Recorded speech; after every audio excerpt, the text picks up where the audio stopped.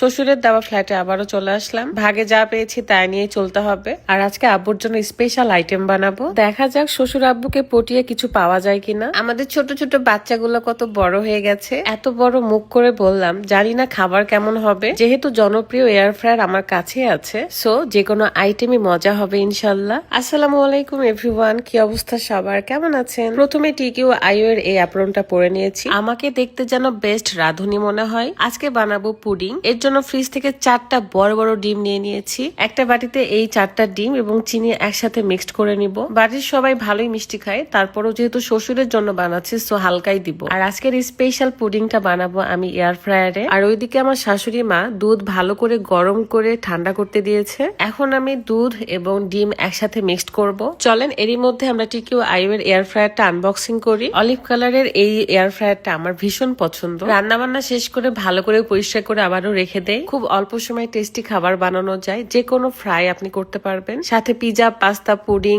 Cake সহ আরো অনেক ডেজার্ট করতে পারবেন। জাস্ট এয়ার ফ্রায়ারে অল্প একটু পানি দিলেই হয়। এক্সট্রা তেলেরও প্রয়োজন হয় না। জাস্ট মশলা মাখিয়ে আপনি সুইচ অন করে দিলেই হবে। টিকিউ আইও ফেসবুক পেজ থেকে আপনারা এই এয়ার ফ্রায়ারটা পেয়ে যাবেন। পেজটা ভিডিও ডেসক্রিপশনে দেওয়া থাকবে।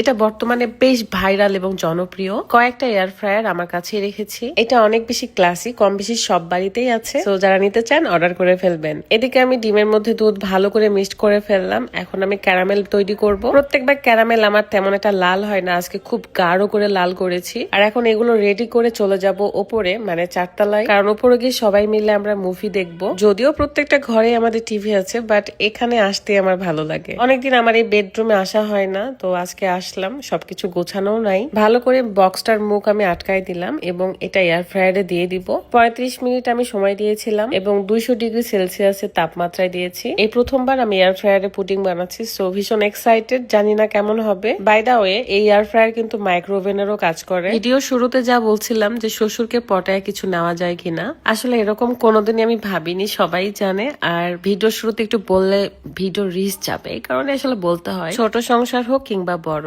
আপনার ভেতরে কতটা গুণ, আপনি কেমন সংসারী, সেটাই বড় কথা। মহান আল্লাহ তাআলা সবাইকে ভালো রাখুক। আর আমাদের বিড়ালগুলো কত কিউট বড় বড় হয়ে গেছে। আমি তো মাঝে মাঝে এসে এদেরকে আদর করে যাই। এখন দেখা যাক আমার এই পুডিংটা কেমন হয়েছে। পরে এসে আমি আরো 20 মিনিট সময় দিয়েছিলাম, কিন্তু হয়তো 10 মিনিট দিতে হতো। আমি আসলে বেশি টাইম দিয়েছি, এই কারণে বেশি লাল হয়ে গেছে, বাট মজা ছিল অনেক। এগুলো রান্না খুবই সেন্সিটিভ বিষয়, একটু টাইম দেখে রাখলে, বুঝে শুনে থাকলে অনেক বেশি ভালো হয়। আচ্ছা, আব্বুকে এখন দিয়ে দেখবো কেমন হয়েছে, আব্বু কি বলে। আমার একটু নার্ভাস লাগছিল, তারপরও আমি বসে ওয়েট করছিলাম আসলে আব্বু কি বলবে। কিন্তু আব্বু মুখে দেওয়ার পরপরই বলছিল অনেক মজা হয়েছে, ভালোই মিষ্টি হয়েছে। যাক, আমি ধন্য।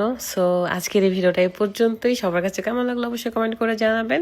আপনাদের সাথে নেক্সট ভিডিওতে দেখা হচ্ছে। ভালো থাকবেন সবাই, আল্লাহ হাফেজ।